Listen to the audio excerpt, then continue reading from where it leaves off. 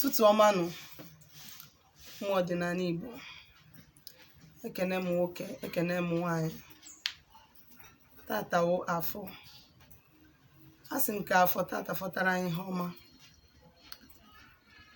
ka ahịa niile na-azụ n'ala Igbo tata wụ afọ zụtara anyị ihe ọma, zụtara anyị ndụ, zụtara anyị ogologo ndụ na isi ike, ihu akụ akụ, ihe enwe enwe, udo na ọganiru. Asị m anyị gbuo n'iru ka anyị bute ihe ọma, anyị gbuo n'azụ ka anyị bute ihe ọma, n'aka nri anyị ihe ọma, n'aka ekpe anyị ihe ọma. Asị m na anyị apụta ife, anyị edu ude, anyị adị ka ibe, maka na adị ka ibe na-agụ akwa. Anyị siri egbe belu ugo belu, nke si ibi ebe na kwa ya, ọ bịara egbu anyị gbuo onwe ya. Anyị si onye jeela anyị ajọ ije, ana m erie ya, mmiri buru ya, ikuku kugbuo ya, anyanwụ chagbuo ya. Ọta anyị kwuru ya ka ọ dị tata afọ, na Nkwọ, na Eke, na Oye, na Afịa, na Anọ, n'ụbọchị na anọ ise. Aka m bụkwa onye nke gị, Nwada Agbara Ọma Ụzọ Mmiri. Ọkwa m onye mgbasa ozi ọma ọdịnala Igbo, bụrụkwa dibịa Igbo. Anyị na-agba afa miri emi, na-alụ ọrụ mmụọ dị iche iche, na-enyere ụmụ Igbo aka ime eziokwu gbasara ọdịnala, maka na ọdịnala bụ ụzọ ndụ, bụ ụzọ eziokwu. Onye ọbụla na-eme ọdịnala isi na-acha ya awọ. Ọ usoro ndị mbụ na ndị egede, ndị gboo si wee bi ndụ, otu ndị nna nna ya ha ndị nọzi n'ọkwa ndị ichie si wee bi ndụ, wee chaa isi awọ, wee mezuo ha ji maka ya wee bịa ụwa. Onye ọbụla na-eme ọdịnala na-asọ nsọ ana, and onye ọbụla na-asọ nsọ ana na-adịte ndụ aka.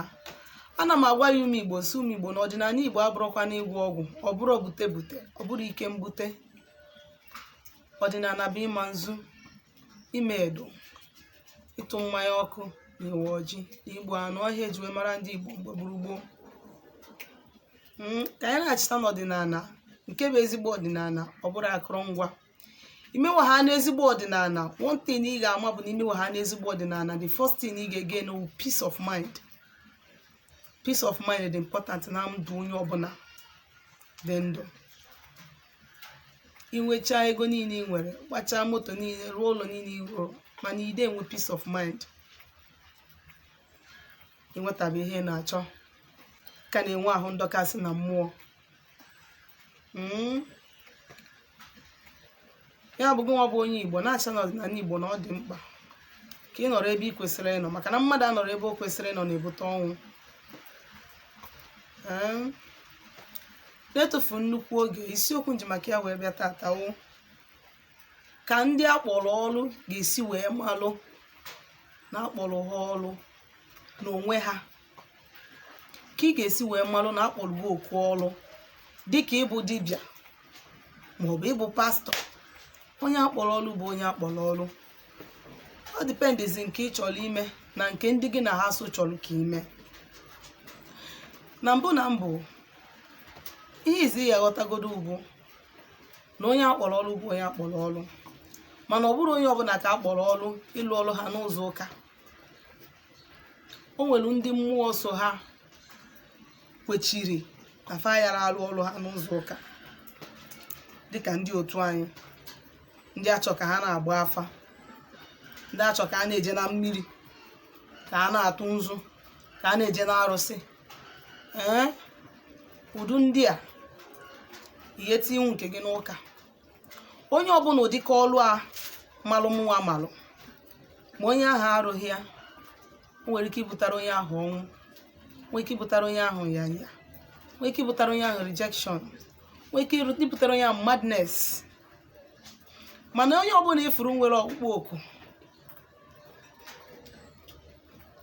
ọ da-alụ ya, ọ na-emekwa ọfụma, mebi ihe ọ na-eme na-agatatụrụ ya, ịma na onye mmụọ kpọrọ onye ahụ ọrụ adịrọ serious, achọrọ ka ọrụ ya n'ụzọ ọdịnala. Onye nwere ike ịrụ ọrụ ya n'ụzọ ụka, nghọtago. Mana ịga na dimentin ji maka ya wee bịa bụ kedu ka gị nwa bụ onye akpọrọ ọrụ ga-esi wee chọpụta n'aka onwe gị na akpọrọ gị ọrụ. Ọtụtụ ndị mmadụ na ndị ha na ha so na-egosi ha ihe, iji wee jube nso onwe ha, iji wee mara that they are different from ordinary people. Mana fa na-eme gị na-pay less attention to those things. Before ị gakwuru dibịa ọgba alụ gị afa, ma ị gakwuru pastor asị gị na ị nwere call, already o nwere a lot of things na-agazi na ndụ gị, but due to na ide pay attention to those things, o nwere ike ma notice ya.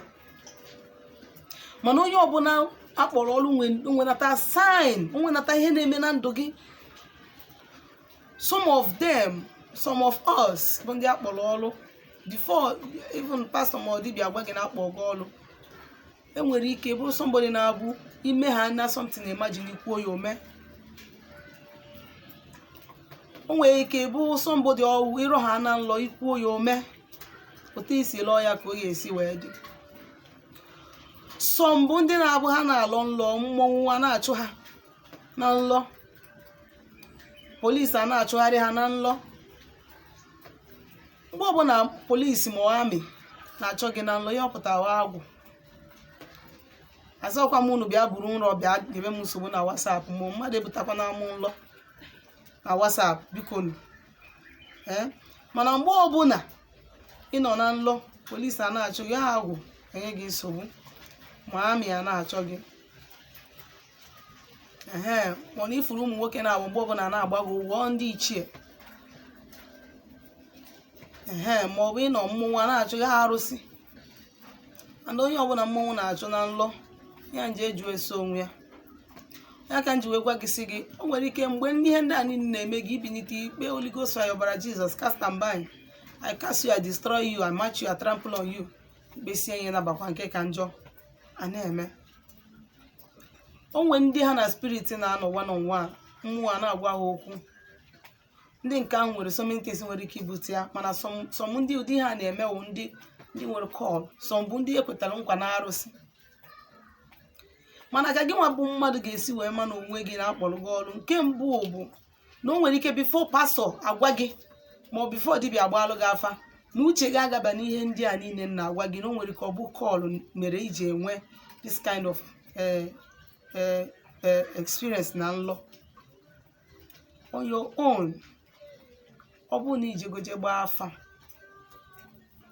ma ọ na ijego na ndị ụka ọbịa, ha wee gwa gị na enwere call, ihe ya emedebere m ugwu, mekwala onwe gị, melụ mmụọ gị na ha so. Ama agwakwa gị ya ka ije mebe midnight prayer, tibe Holy Ghost fire. Anọrọkwa m na nke ahụ. Ihe m nọ n'ihe bụ ụzọ ọdịnala ka ị esi wee chọpụta. Ị na-anụ ụlọ gị, were ọjị, were nzu na edo, were mmanya ike. Ihe ọzọ ya atara igodo jupụta dị dibịa gbalụ gị afa. Mmekwu maka ndị pastọ, ha maka ha si eme nke ha.